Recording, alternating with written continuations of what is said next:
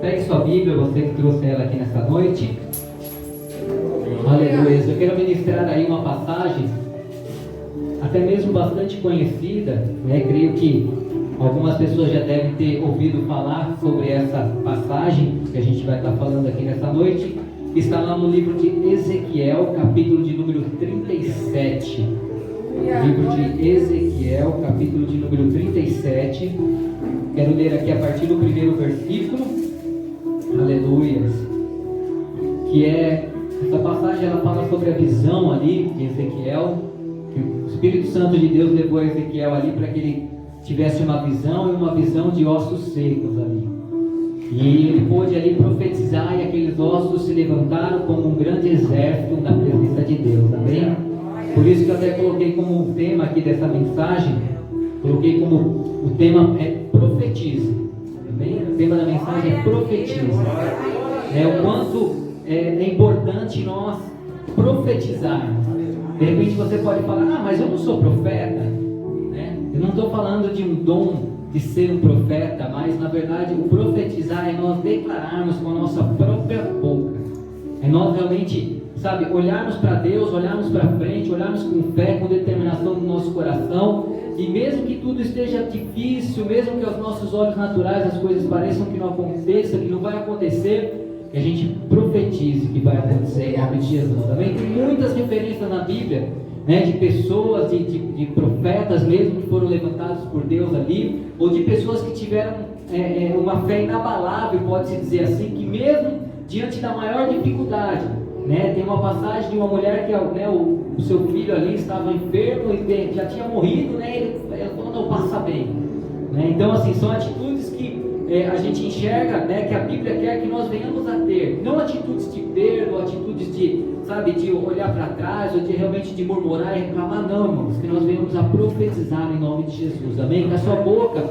venha ser uma boca profética diante desse mundo aí fora, amém? Esse mundo que muitas vezes reclama do político, né, reclama da saúde, reclama da escola, reclama do trabalho, amém? Que a gente não venha ser dessa forma, mas que nós venhamos a profetizar aquilo que Deus tem de melhor para nós, amém? Então aqui nesse texto, eu vou ler para vocês aqui, Ezequiel 37, a partir do primeiro versículo, diz assim a palavra do Senhor. Eu peguei uma tradução um pouquinho mais moderna, para a gente entender um pouquinho mais. Diz assim a partir do primeiro versículo, fala assim: a mão do Senhor estava sobre mim, e por seu espírito ele me levou a um vale cheio de ossos. Ele me levou de um lado para o outro, e pude ver que era enorme o número de ossos no vale, e que os ossos estavam muito secos. Ele me perguntou: filho do homem, esses ossos poderão tornar a viver? E eu respondi: ó soberano Senhor, só tu sabes. Então ele me disse: profetize a esses ossos e diga-lhes: ossos secos, ouçam a palavra do Senhor. Versículo 5: assim diz o soberano Senhor a estes ossos: farei o Espírito entrar em vocês, e vocês terão vida. Porém tem dois em vocês, e farei aparecer carne sobre vocês, e os cobrirei com pele. Porém o Espírito em vocês, e vocês terão vida. Então vocês saberão que eu sou o Senhor. Eu profetizei conforme a ordem recebida, e enquanto profetizava houve um barulho, um som de chocalho, e os ossos se juntaram, o osso com osso. Olhei e os ossos foram cobertos de tendões de carne, e depois de pele, mas não havia espírito neles. A seguir ele me disse: profetize ao Espírito, profetize, filho do homem, e diga-lhes: assim diz o soberano Senhor, venha neles os quatro ventos, ó Espírito, e sopre dentro desses mortos para que vivam. Profetizei conforme a ordem recebida, e o Espírito entrou neles, eles receberam vida, e se puseram de pé, e era um exército enorme, amém? Glória a Deus. Então a gente vê uma manifestação sobrenatural de Deus ali naquele momento. Eu creio que Ezequiel ali, ele ficou até espantado diante de toda a situação, de tudo aquilo que aconteceu. De repente ele era uma pessoa que não estava esperando que aqueles ossos revivessem. Porque imagina só, quando nós enxergamos um monte de osso seco ali, vários ali que tinha, um grande exército, diz a palavra.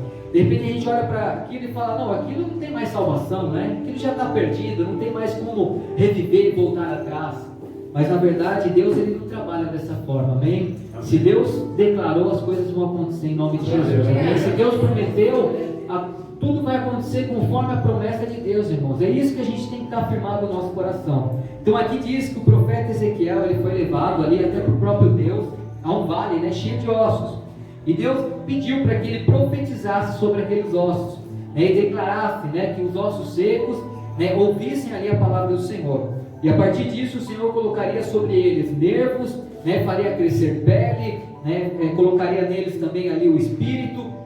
Então, se nós entendermos o que aconteceu, a gente vê que existia um plano de Deus ali naquela época. Naquele momento Deus tinha um plano, não somente na vida de Ezequiel, mas por todo o povo ali de Israel naquela época, que era um momento do quê? De restauração. Era um momento onde Deus queria reestruturar o povo ali de Israel, queria restaurar, queria que houvesse ali um fortalecimento, que houvesse ali uma mudança e uma restauração. Por isso Deus deu essa visão a Ezequiel. E no versículo 2 diz ali, né, ele me levou de um lado para o outro, e pude ver que era enorme o número de ossos no vale, e que os ossos estavam muito secos. Então olha só, Ezequiel ele viu ali uma grande quantidade de ossos, né, e todos estavam secos ali, né? O que naquela época representava ali os ossos secos ali, aquela visão que Deus estava ministrando ali, mostrando ali para Ezequiel, né? Os ossos secos eram o que? Toda a nação de Israel. Naquela época, a nação ali, pode-se dizer, Israel em geral, eles eram divididos em dois reinos, o reino do sul e o reino do norte. Então existia ali Judá e existia também Israel ali, eram dois reinos divididos. E Deus queria que aqueles dois reinos se unissem em um só reino. E por isso ele determinou isso, ele colocou essa visão no profeta para que ele pudesse ser usado por Deus para que as coisas acontecessem conforme a vontade que Deus queria que acontecesse. A nação ela tinha sido entregue aos inimigos, porque tanto os seus reis quanto o povo havia se desviado dos caminhos do Senhor. Então, pelo fato do reino do sul e o reino do norte, ou seja, o povo de Judá e de Israel, eles começarem a ter atitudes que não agradavam a Deus, eles começaram a pecar, e com isso, né, houve ali um agir ali do inimigo sobre a vida deles. Então Deus queria restaurar isso, né? O reino do norte, que era Israel, ele foi conquistado pelos assírios, e o reino do sul, que era Judá, né, havia sido conquistado pelos babilônicos ali naquela época. Então, só a nível histórico, para nós entendermos o que aconteceu. Os ossos secos, quando nós lembramos, né, de ossos secos, ou de repente a gente enxerga um osso seco ali, né, a primeira coisa que de repente vem na nossa mente mesmo é algo que sem vida, não é verdade? É algo morto, é algo que não tem como reviver, né? E de repente, se a gente for enxergar para nós, né, o que seriam esses ossos secos, se nós aplicarmos na nossa vida, né? Quando muitas vezes nós nos desviamos da vontade de Deus, nos tornamos também como ossos secos. Amém? Então, de repente, quando a gente sabe o que Deus tem para nós, ou quando Deus traz uma instrução para nós, ou quando nós conhecemos realmente a palavra de Deus e sabemos, irmãos, nós já temos, eu creio que todos aqui já têm maturidade suficiente para saber o que agrada a Deus e o que não agrada a Deus, não é verdade? Todos nós sabemos o que é da vontade de Deus e o que não é da vontade de Deus. E muitas vezes, quando a gente realiza algo que não agrada a Deus, nós somos comparados como ossos secos, né? Como pessoas que não temos uma vida conforme a vida de Deus, que é isso que Deus quer para nós, que a nossa vida não seja controlada por nós mesmos, mas Deus ele quer controlar a minha vida e a sua vida. Amém? Quem acredita no Senhor? Essa é a vontade de Deus, Ele quer ter o controle da nossa vida. E quando nós estamos desviados da vontade de Deus, fora da vontade de Deus, automaticamente Deus não tem como controlar a nossa vida. Muitas vezes é o próprio inimigo que controla a nossa vida, ou somos nós mesmos que muitas vezes controlamos a nossa vida. E não é essa a vontade de Deus para nós. O pecado ele nos distancia de Deus e nos faz secar, irmãos. Nos faz secar.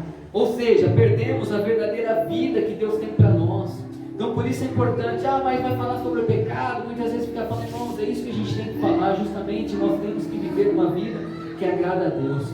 E o pecado, ele faz nós perdermos a verdadeira vida, perdemos a bênção de Deus, né, a bênção de estar em paz na presença de Deus, né, perdemos a esperança e nos tornamos escravos até mesmo do pecado, né, porque a Bíblia diz que um abismo, ele traz outro abismo. Então muitas vezes a gente acha que uma atitude que a gente está fazendo, que de repente a gente julga que não é tão pecado assim, porque a gente como ser humano, a gente quer colocar tamanho no pecado, né?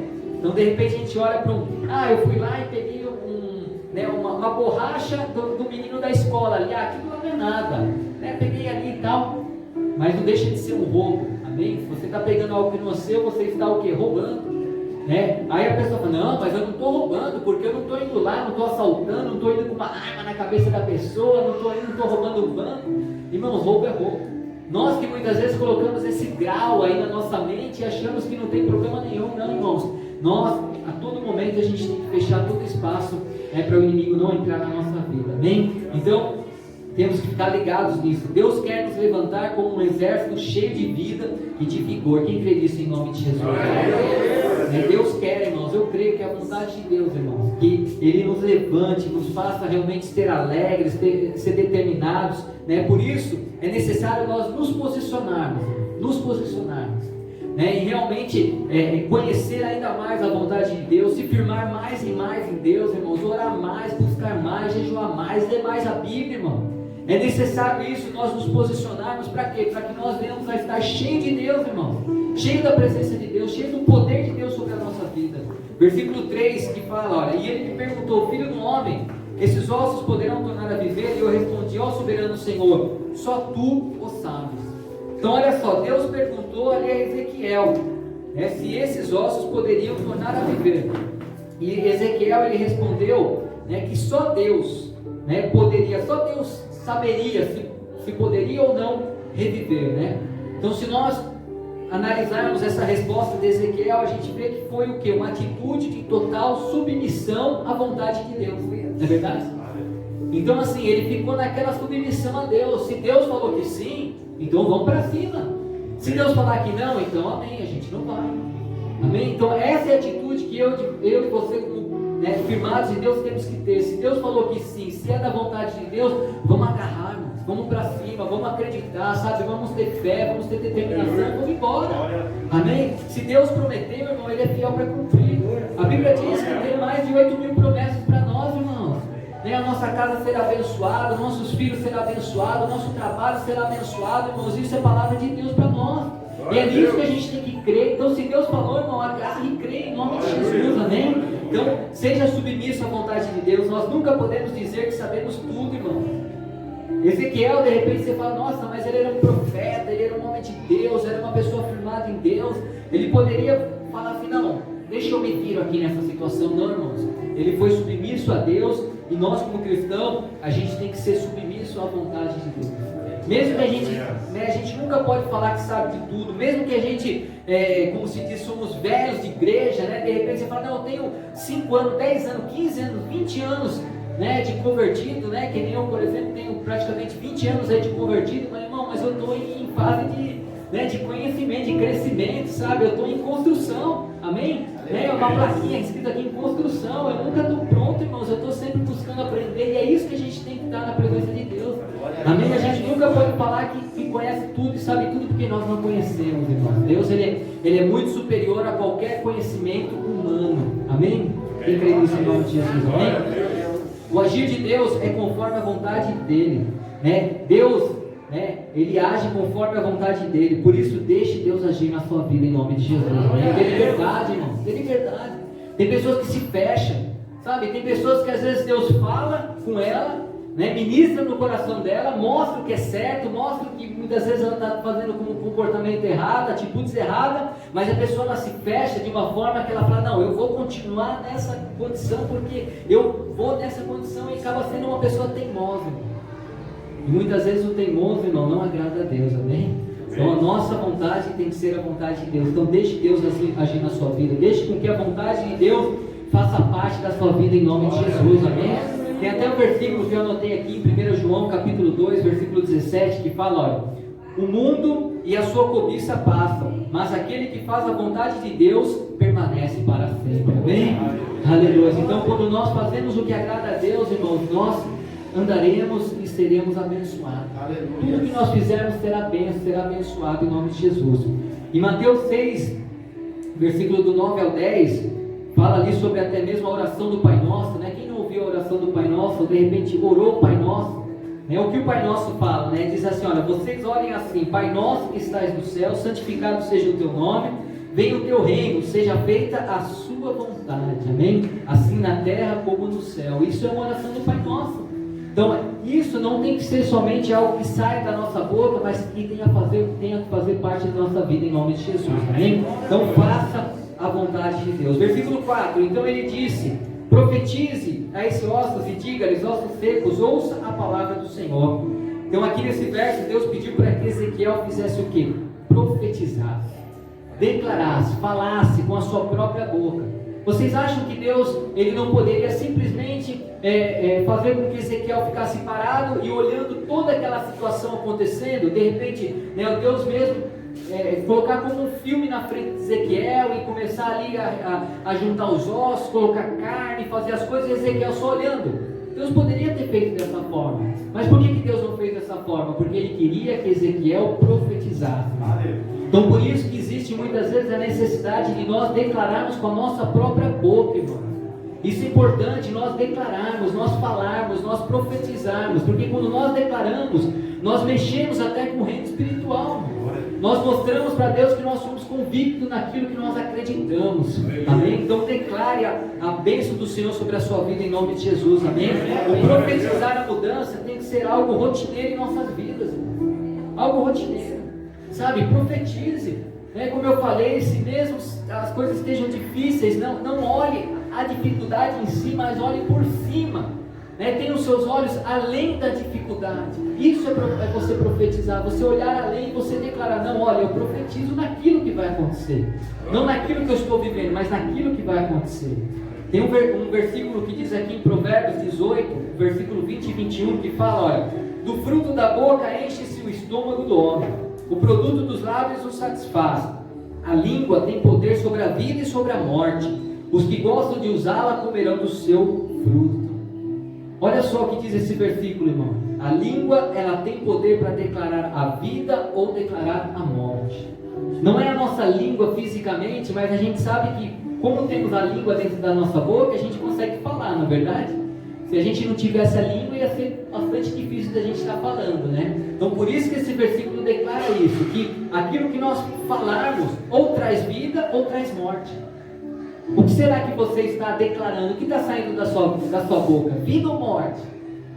É momento de nós até olharmos para nós mesmos e de repente, sabe, às vezes a gente tem pessoas que às vezes de repente tá lá com seus filhos, eles estão bagunçando, porque criança é assim, né, irmãos, pequena, às vezes está brigando entre eles, entre irmãos, a gente vê acontecendo até com os nossos filhos mesmo, né? Aí de repente vem a mãe e o pai e fala: esses daí são os endemoniados, esses daí são uma peste. Irmão, não fale isso em nome de Jesus, amém? Não declare isso na vida dos seus filhos, mas profetize a bênção sobre eles, amém? Profetize a vitória de Deus sobre a vida deles, porque é isso que Deus quer que nós venhamos a fazer, que a nossa boca, ela venha declarar palavras de vida.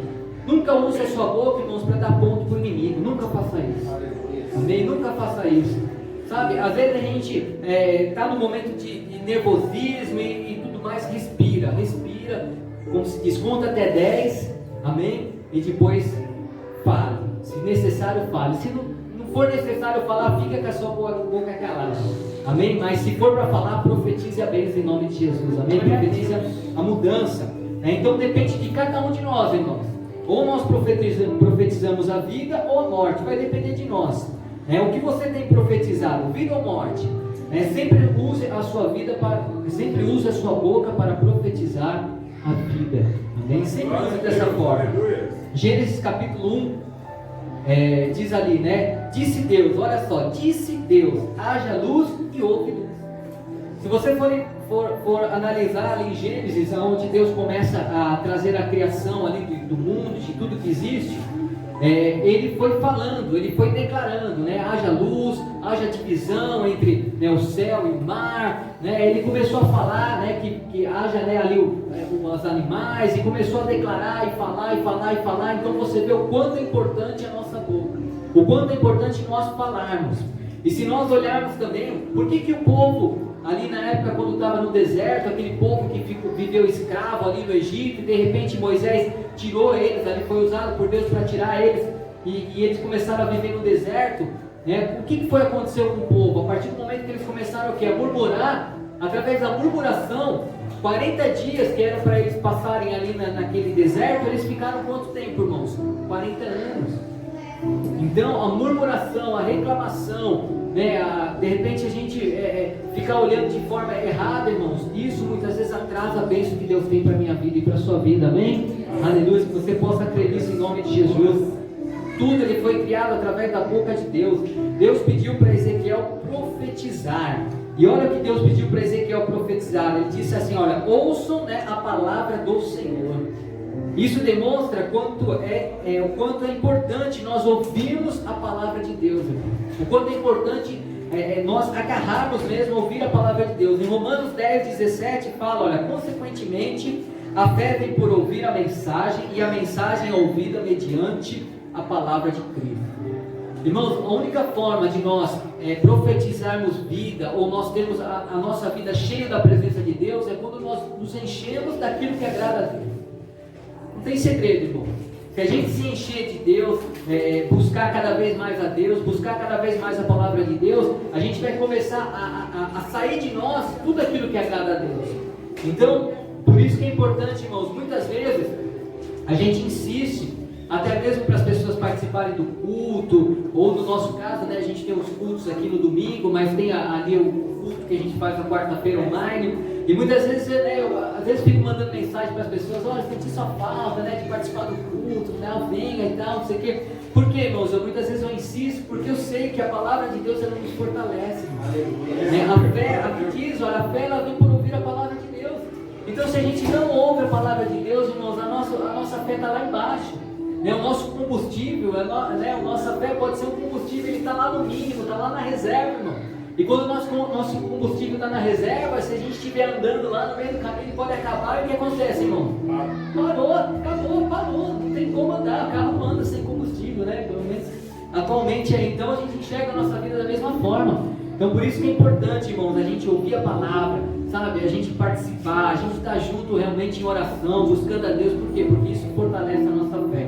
Em João 5:24 fala, eu asseguro, quem ouve a minha palavra e crê naquele que me enviou tem a vida eterna, e não será condenado, mas já passou da morte para a vida, bem? Então quando nós acreditamos em Deus, quando ouvimos a palavra de Deus, nós recebemos a vida de Deus em nós, então nós nos fortalecemos.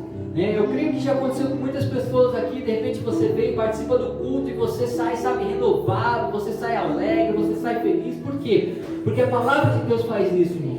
Não é nem um pregador que faz isso, irmãos, mas é a palavra de Deus que entra na sua vida, ela vem e começa a tocar no seu coração, mexer no seu coração, e de repente você fala assim, nossa, eu não sabia disso, e eu fazia dessa forma, mas eu vou mudar, e a partir da sua mudança, Deus vem e te abençoa.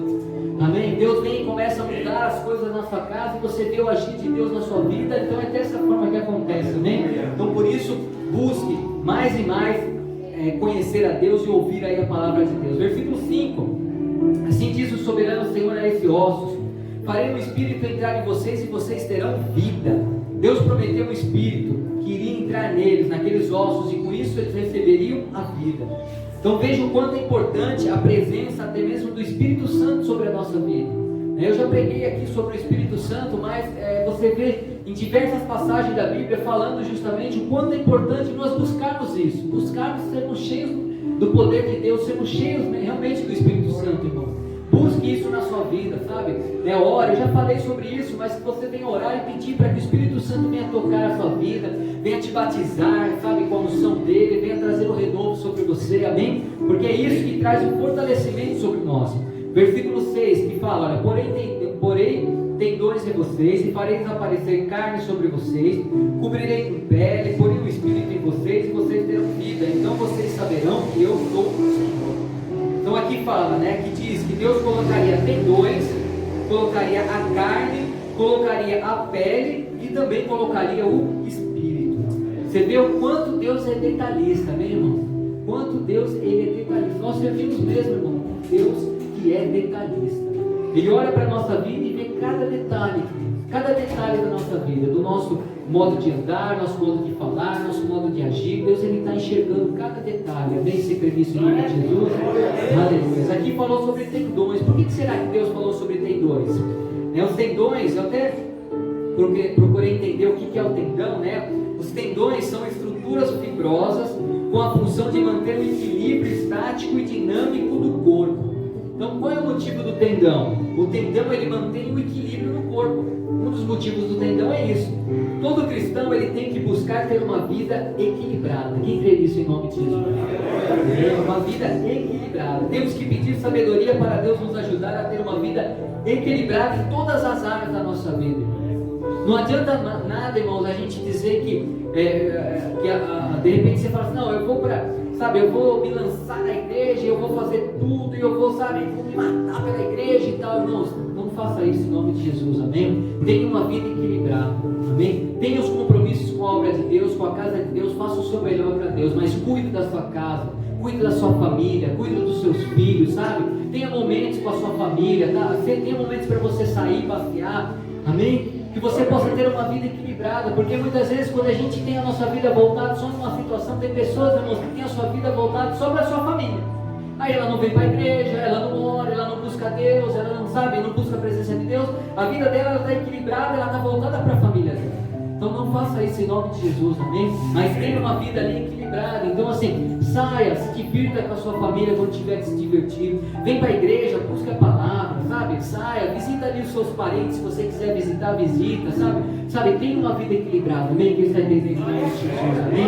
Então eu creio que essa é a vontade de Deus para nós, irmãos. Essa vida, sabe? Equilibrada, porque dessa forma Deus abençoa, irmãos. Não adianta nada a gente se dizer que é super santo, super cheio da unção, e de repente a gente tem um filho que muitas vezes está perdido ali nas drogas, envolvido ali na prostituição, e você está lá cheio da presença de Deus. Não adianta somente isso. Então, além de você fazer isso, você tem que cuidar, você tem que apoiar os seus filhos, apoiar as pessoas que estiverem próximas a vocês, amém? Aleluia. Deus aqui também falou sobre carne, né? Por que será que Deus falou sobre carne? Né? A carne, ela fisicamente, se você for falar assim, olha, não, a carne, né? Se você for comer, quem gosta de carne aqui? Glória a Deus. Eu gosto mesmo. Quem quiser fazer um churrasco, me chamar, eu tenho, em nome de Jesus. Brincadeira, mas quando a gente fala de carne, né? Fisicamente a carne, ela nos lembra o quê? De proteína, não é verdade? A carne, a gente come carne por quê? Porque tem uma proteína. E a proteína, eu até notei aqui, é o principal componente da célula. As proteínas, elas são moléculas orgânicas compostas de aminoácidos responsáveis pelo crescimento. A proteína, ela nos lembra de crescimento. Crescimento lembra a proteína. Por exemplo, irmãos, quem gosta de repente de ir numa academia ou coisa desse tipo, você vai ver aquelas pessoas que são mais musculosas, aqueles popadas, que a gente fala e tal. Por que eles são dessa forma? Porque eles muitas vezes suplementam, colocam um suplemento a mais de proteínas. Tem os carboidratos e tal, mas muitas vezes a proteína, porque a proteína ela traz o crescimento do próprio músculo, não é verdade?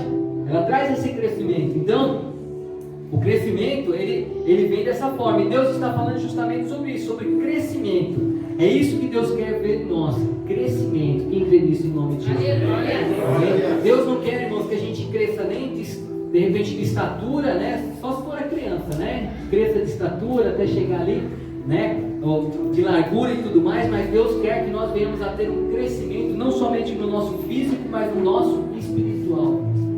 Busque crescimento no seu espiritual. Quem crê nisso em nome de Jesus? Na sua vida espiritual. Eu creio que é isso que Deus quer para nós, irmãos. Busque um crescimento. Deus quer que você cresça espiritualmente. Quanto mais você se envolver com as coisas de Deus, mais você cresce em Deus, irmão. Sabe, quanto mais você se envolver, faz um teste, irmão. Se você começar a ler a Bíblia mais vezes durante o dia, você vai ver o quanto Deus, tirar momentos de oração, você vai ver o quanto você vai sentir mais e mais a presença de Deus na sua vida.